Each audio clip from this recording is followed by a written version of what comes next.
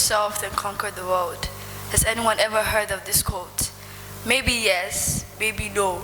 Each one of us here has this negative voice within that obstructs the light in our mind with darkness and fills our hearts with sorrows.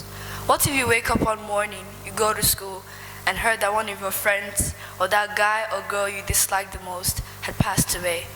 The negative voice within are our weaknesses that tries to make us hide our potential, gifts, and voices. It's like a violent fire that burns our heart and mind with lies. There are wild things that reside in us, in our family, even our friends. It's even made a home in the darkest parts of our lives. But we can't afford to be scared of it. We have to overcome it. Now it's how we can overcome it. The first thing I did was to have a daily negative thought time. I silenced myself from the world for some time. I just pondered on all those negative thoughts. I didn't let it get to me. Research shows that 79.9% of teenagers suffer from depression and anxiety due to the fact that they let that negative voice get to them. It has fed their souls with deceit, and most of them eventually harm themselves. We should have a daily negative thought time, but we shouldn't let it get to us. Secondly, replace those negative thoughts with something positive. When you begin to have those negative thoughts in you, replace it with something positive. If it tells you you can't, tell it you can. In order to prove it wrong, do it. Thirdly, be your own best friend. I had to find beauty in me.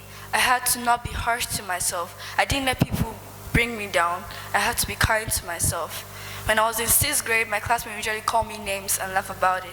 Deep down, I was hurt, but I never showed it. My only friends were mostly girls, and they were the best, but the guys usually looked down on me. I decided to run for the president of the primary school.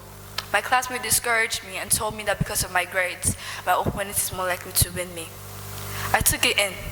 Every night, that negative voice would tell me, don't contest for this post. You're just going to humiliate yourself. No one likes you. She's way better than you academics. How could you possibly beat her? I was tormented day and night, and I even felt like that weakness came in the form of human beings. But even though I was mocked, insulted, I even cried, I didn't let that stop me. I spoke, I fought, and when the result came out, I won. I cried to my mom's arms. I felt more than happy. If you want to achieve something, don't let that weakness of yours stop you from achieving it. Fourthly, write instead of think. Have a journal where you can write down all those negative thoughts. You can write down in form of poems or spoken words. That's what I did. It made me feel like I was expressing myself or opening up.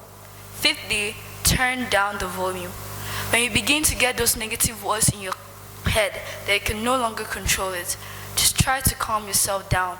It's okay if you want to cry, the pain is unbearable, but just calm yourself down. In conclusion, Yip Man once said, we all have inner weaknesses to fight. We call these weaknesses fear, hatred, and anger. If we do not conquer these weaknesses, then the life of 100 years becomes a tragedy. But if we do, then the life of a single day can be a triumph. I conquered these voices. I still fight these voices today. Hey, I wore my scars like wings, and I hope you do so as well. Conquer yourself, then conquer the world. Thank you.